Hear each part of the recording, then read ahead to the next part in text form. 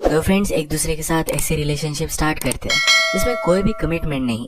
क्या ऐसी रिलेशनशिप टिक पाएगी? आगे क्या होगा ये हम आज की मूवी फ्रेंड्स विद बेनिफिट्स ये 2011 की एक रोमांटिक हॉलीवुड मूवी में हम देखेंगे।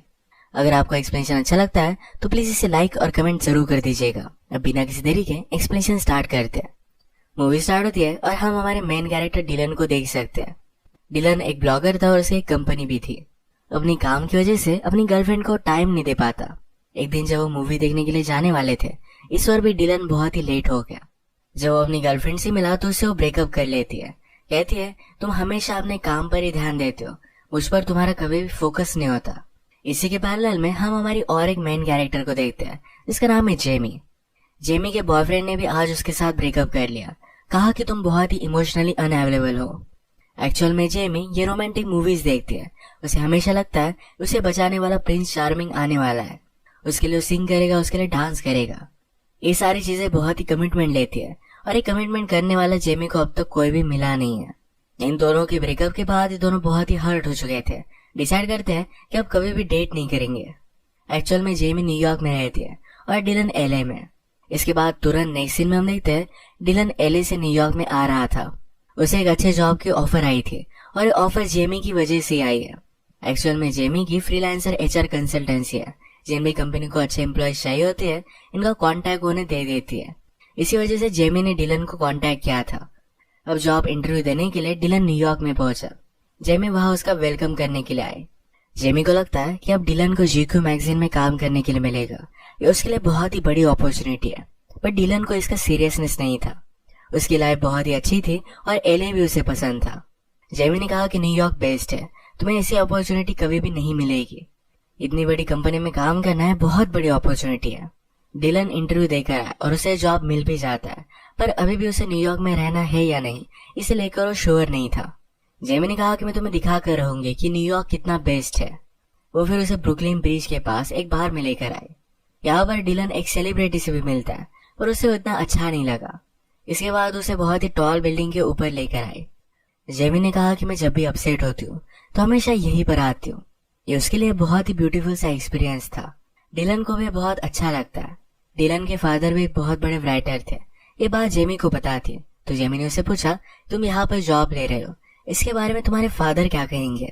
डिलन कहता है मैं हमेशा लाइफ में जो भी करूँ वो अच्छा ही करूंगा। ये मेरे फादर को हमेशा लगता था, मुझ पर प्राउड होते हैं। इसके बाद जेमी डिलन को टाइम स्क्वायर में लेकर आए। वहां पर सब लोग एक सिंक्रोनाइजेशन में डांस करने लगते हैं। जेमी ने कहा इतनी बड़ी सिटी में लोगों का अकेला न लगे, तो इसलिए सब मिलकर यहाँ डांस करते हैं। उन्हें लगता है कि किसी चीज का वो पार्ट है। ये सारी चीजें देखकर डिलन ने भी डिसाइड कर लिया कि वो न्यूयॉर्क में रहेगा। डिलन ने फिर अपना जॉब ज्वाइन किया। सबके साथ वो बहुत ही फ्रेंडली था। उसका एक नया फ्रेंड बनता है जिसका नाम है टॉमी। डिलन के ऑफिस में इस जॉब का कॉन्ट्रैक्ट साइन करवाने के लिए जेमी आई हुई थी। एक 1 ईयर कॉन्ट्रैक्ट है, पर फिर भी डिलन छोड़कर जा सकता है। पर जेमी कहती है कि ऐसा करना मत, अगर तुम छोड़कर चले गए तो मुझे कोई भी बोनस नहीं मिलेगा।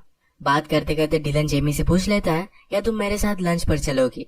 जेमी को लगा कि डिलन उसे डेट पर पूछ रहा है। जेमी कहती है कि पूरी सिटी में सिर्फ मैं ही तुम्हारी फ्रेंड हूँ और अगर हम दोनों डेट करेंगे तो सब बहुत ही वियर्ड हो जाएगा।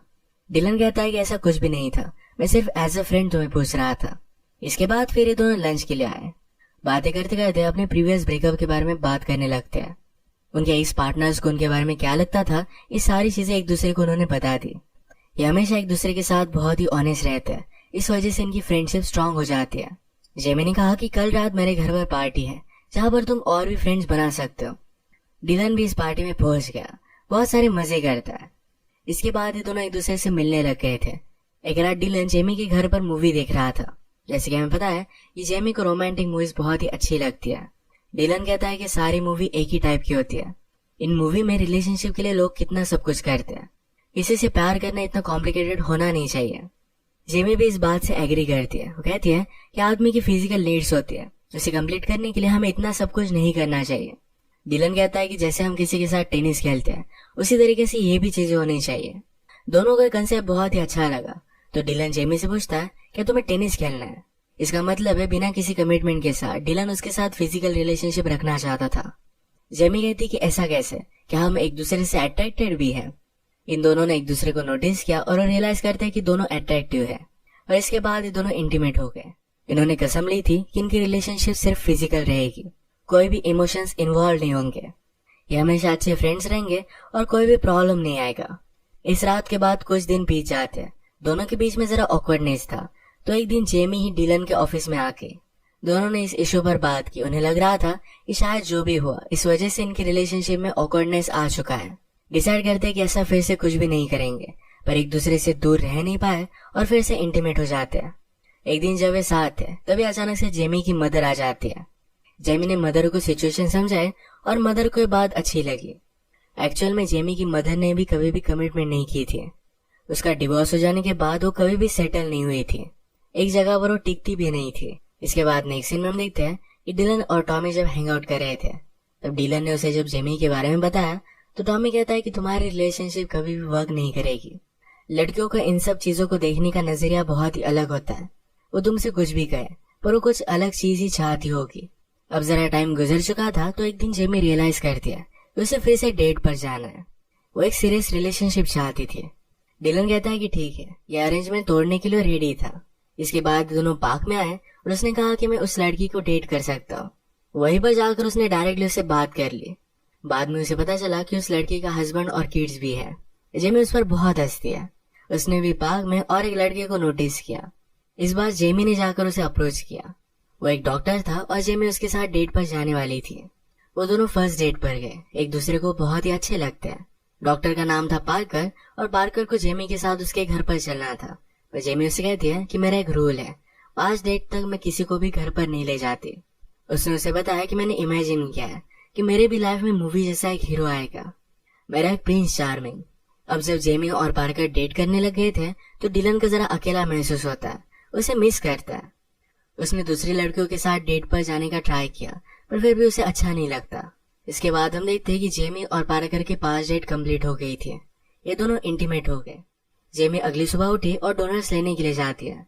पार्कर मौके का फायदा उठाकर उसे कुछ भी ना बताते हुए उसके अपार्टमेंट से निकल रहा था। जेमी ने उसे पकड़ लिया तो वो बहाने बनाता है। जेमी बहुत ही हर्ट हो गई।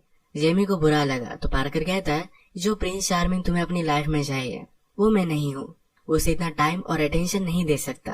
इसी बात पर उनका ब्रेकअप हो गया। ये सब बात जब जेमी डिलन को बताती है, डिलन कहता है कि उसे भूल जाओ, वो बहुत ही घटिया आदमी था। जेमी को चीयर अप करने के लिए उसे जो पेंटिंग अच्छी लगती थी ये डिलन ने बाय कर ली थी। जेमी को ये पेंटिंग बहुत अच्छी लगी। जब वो घर पर आए तो उसकी मदर अचानक से फिर से चली गई थी।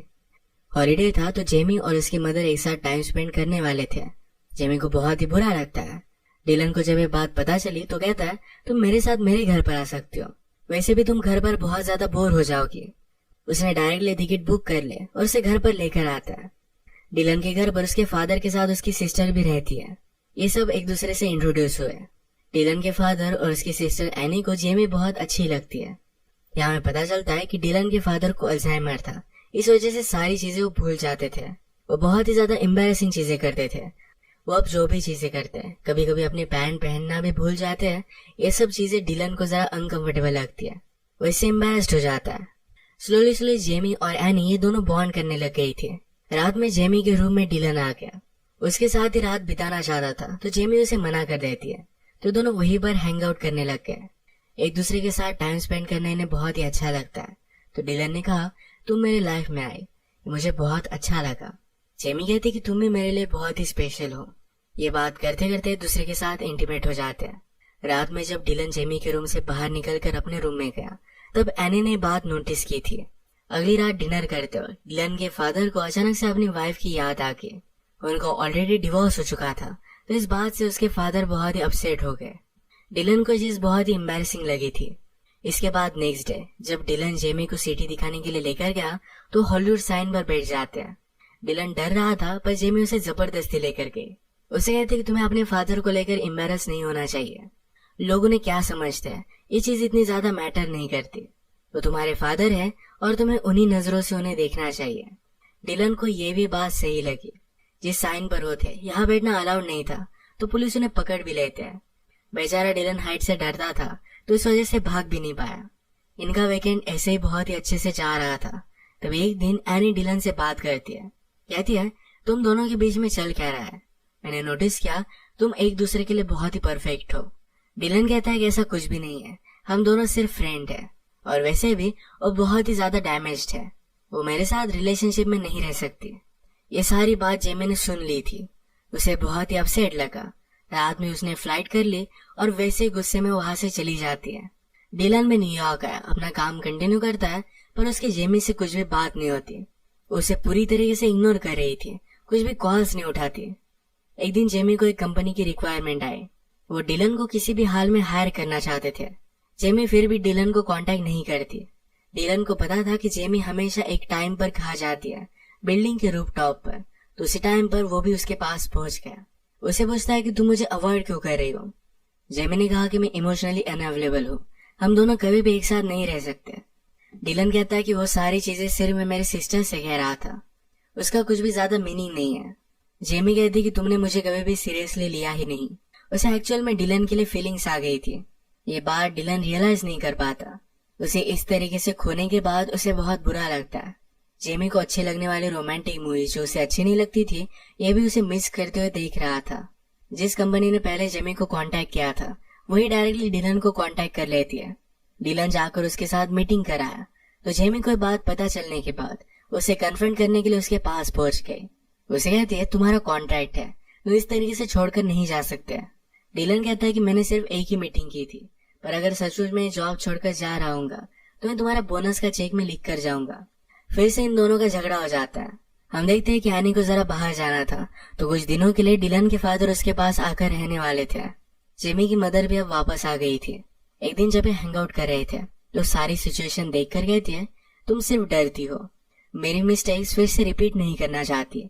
तुम जो ये सब बात कहती हो तुम्हें प्रिंस चार्मिंग चाहिए, मूवी जैसा एक हीरो चाहिए, पर एक्चुअल में तुम ये सब चीजें नहीं चाहती। तुम्हें एक स्ट्रॉन्ग पार्टनर चाहिए जो तुम्हारे साथ पूरे वर्ल्ड पर कब्जा कर सके। मदर को भी लगता था कि डिलन उसके लिए परफेक्ट है। नेक्स्ट सीन में डिलन के फादर उसके पास पहुंच गए थे। एयरपोर्ट पर लंच करते तभी उसके फादर ने अपनी पैंट निकालकर बाजू में रख दी। इस बात से पहले वो एम्बैरेस्ड हो जाता, पर जेमी ने उससे जैसा कहा था कि अपने फादर से तुम्हें एम्बैरेस नहीं होना चाहिए, तो डिलन ने वैसा ही किया। उसने भी अपनी पैंट निकाल दी और अपने फादर के साथ लंच करता। लोग क्या कहेंगे इसका उसे फर्क नहीं पड़ता। लंच करते हुए उसके फादर अचानक से किसी लड़की का नाम लेने लग गए। डिलन कहता है कि वो लड़की कौन थी। फादर ने कहा कि मैं जब यंग था तब वो मुझे मिली थी, वो मेरे लाइफ का प्यार थी, मैं कभी भी उसे भुला नहीं पाया। शायद उसी वजह से तुम्हारी मदर ने मुझसे डिवोर्स ले लिया। फादर पहले ये सब बात नहीं कर सकते थे, पर वो कहते हैं ये लाइफ बहुत ही ज्यादा शॉर्ट है, तुम्हें इस तरीके से उसे वेस्ट नहीं करना चाहिए। ये सुनकर डिलन ने रियलाइज किया कि वो कितना जेमी से प्यार करता है। वो डायरेक्टली जेमी से मिलने के लिए निकल पड़ा।